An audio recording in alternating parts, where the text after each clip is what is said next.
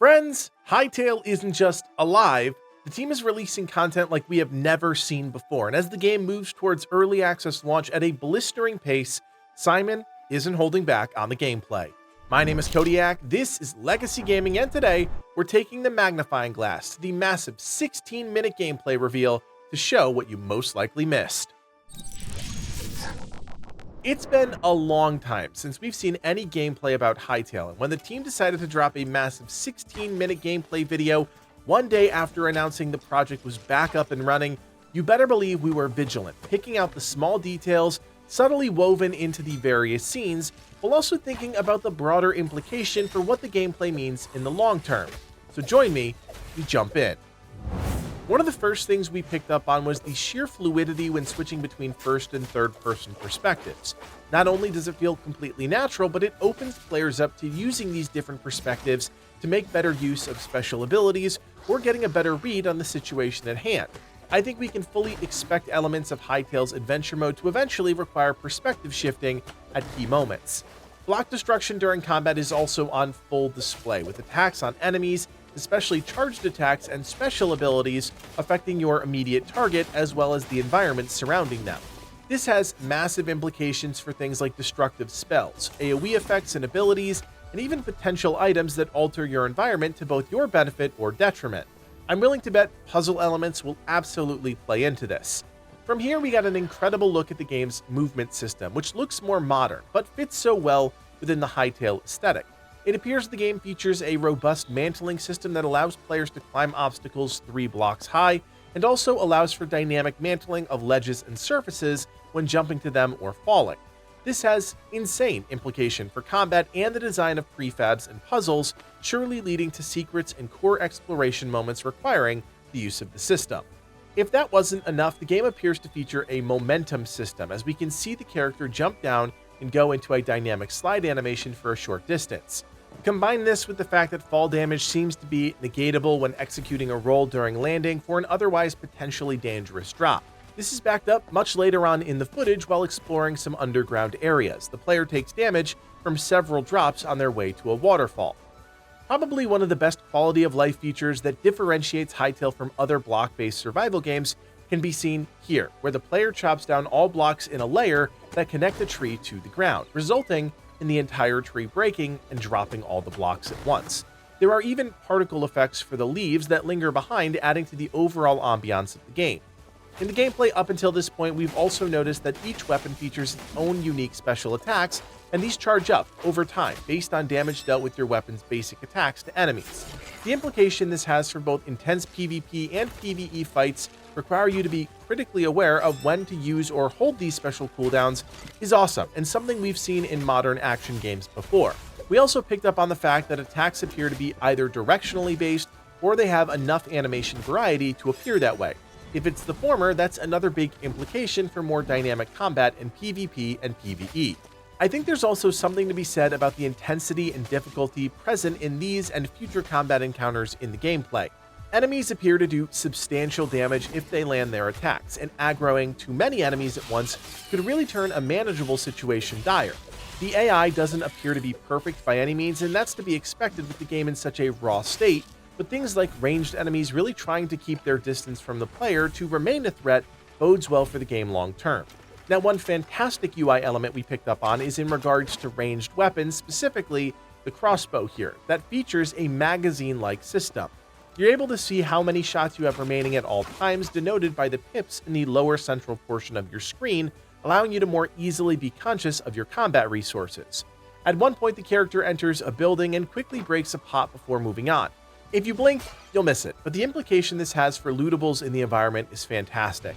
We see another instance of this later on in the video where the character breaks a shelf in a cave network that contains potions, allowing the player to loot them. This really leans into Hytale's plan for adventure and discovery with lootable objects all over the world, and of course something that will be pivotal to adventure mode.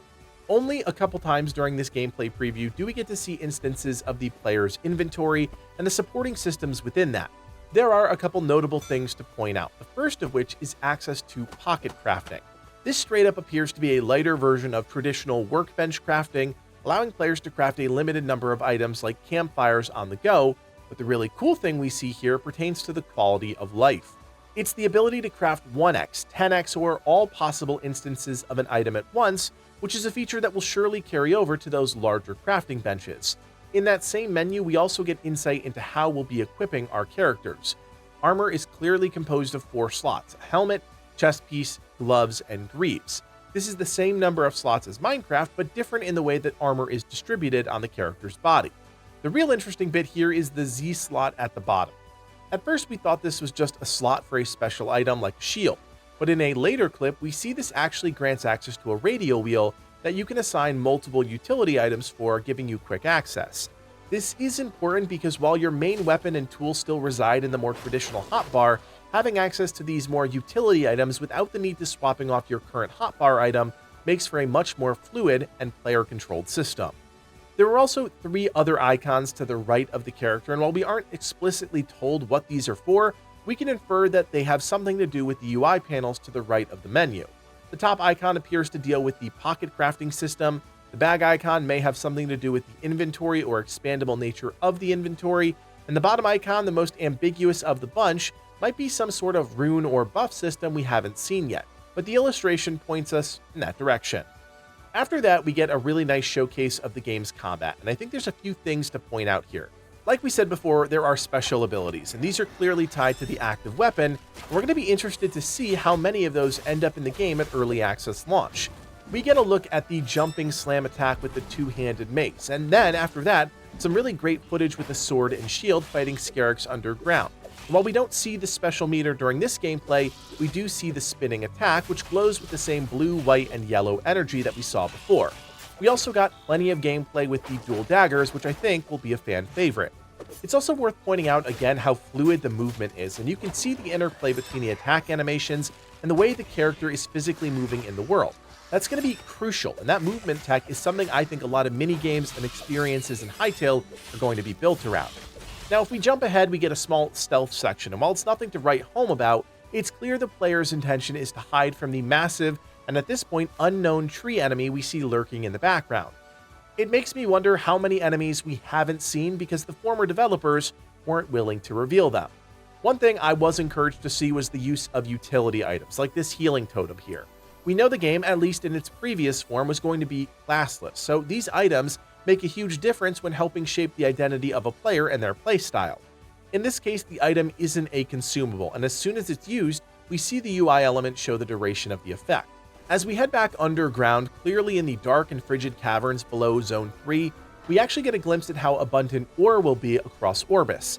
I think this is really interesting, because in these caves we see ore everywhere, which indicates to me that the devs are okay with abundance, an important design philosophy that we should keep an eye on.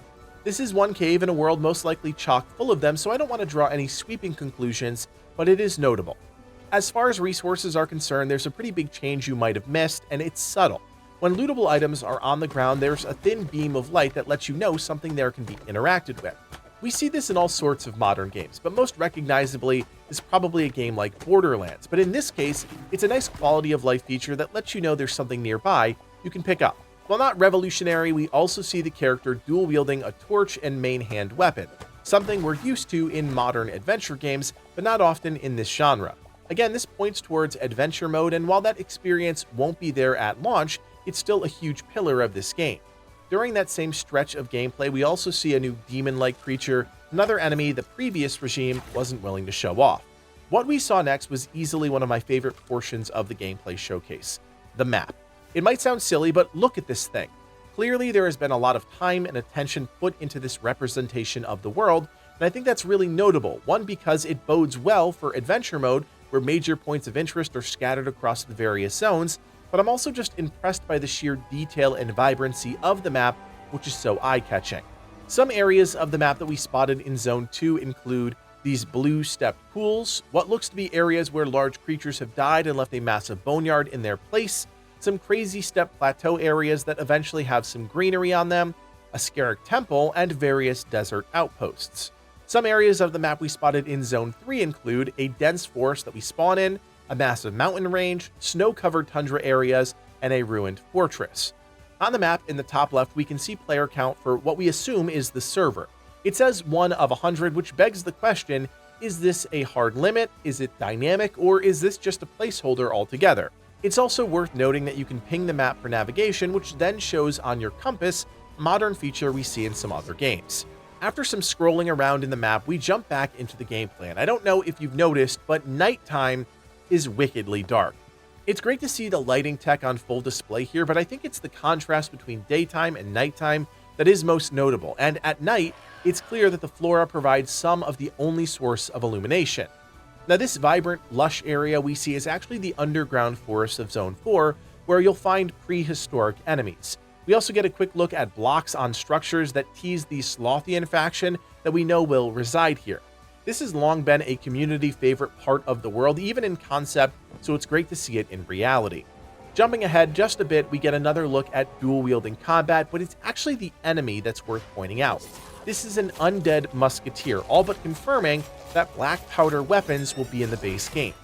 The only instance of guns that I can think of outside of this was in the modding section of the launch trailer, but knowing these are going to be in the standard experience opens the door for so many different possibilities across both PvE and PvP.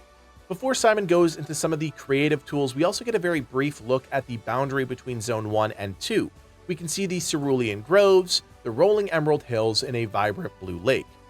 In the final section of the gameplay, Simon really pulls back the curtain, and we get a glimpse at the systems many players have long wanted to see in action, at least pieces of them.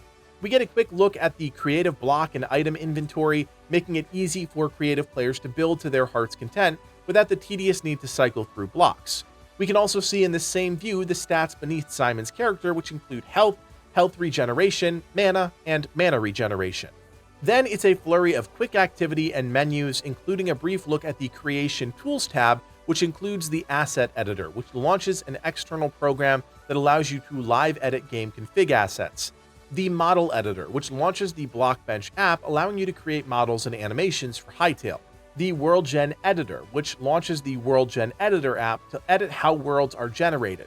And here are the world tools, which include Prefab Editor, Prefab List, Spawn NPC, Spawn Particle, Changed Player Model, Tint Chunk, and Instances. So much of what we've read about in the blog post shown off, if only for a few seconds, for the first time. And this type of transparency really matters because the game has long been touted as having creativity at its core, but without seeing those tools in action, it's been hard to feel that vision as a player.